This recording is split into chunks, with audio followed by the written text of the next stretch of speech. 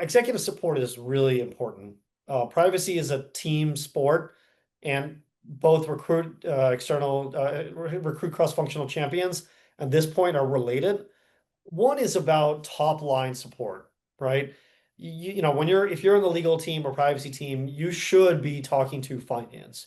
You should be talking to the security team.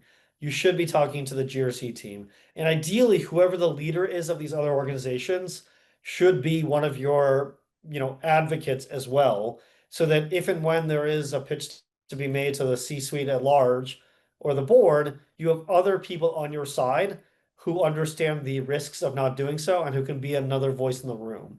You really don't want a kind of single point of failure in terms of advocacy at that C-suite and executive level. And then critically is cross-functional champions more broadly, right?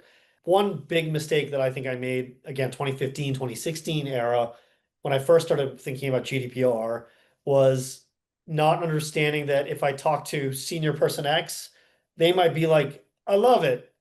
But if you haven't then spoken to kind of the right other folks at the other levels, boots on the ground and the deputies and champion and the lieutenants, etc., you might have lost some access, or the game of telephone might have been too powerful, which means you need to recruit cross-functional champions at the right level. So in addition to your executives, you really need to make sure that, for example, like the VP or senior director of product or engineering are good examples of people who might be at that right level, which is they're senior enough to give you buy-in, and they're also senior enough to have teams that they can go direct to go do stuff. Because sometimes if you talk to somebody all the way boots on the ground, they might love what you're talking about. They might love what you're putting down, but they're not the one who dictates their work schedule. Or if they're engineering, they're not the ones who creates the tickets, or they're not the ones who have the JIRA requirements list, etc. And so understanding in your organization, like how things get done is really useful, particularly once you've understood your privacy objectives, knowing like what your dependencies are. Like one really easy one is I'm a privacy person and I just realized today that I need a cookie banner. Well, that's great, privacy person, but do you have access to your website and your, content management system and your tag management system? Probably not. Most people in legal and privacy don't know how to code. Some do, obviously. But so realizing like who is that dependency and working with those folks to make sure that they're on board.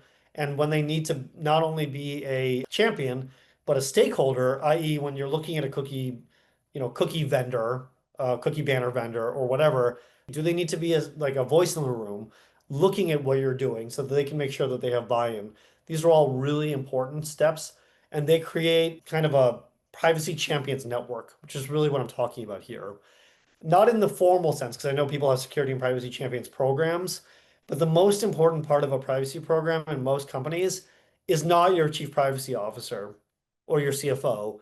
It's all the people across your company who care about privacy as much as you do, who do things quietly and loudly, frankly, sometimes. Sometimes they do them because they know it's the right thing. Sometimes they do them because their VP said so, etc. But like recruiting those folks is a really important part of effective privacy program management.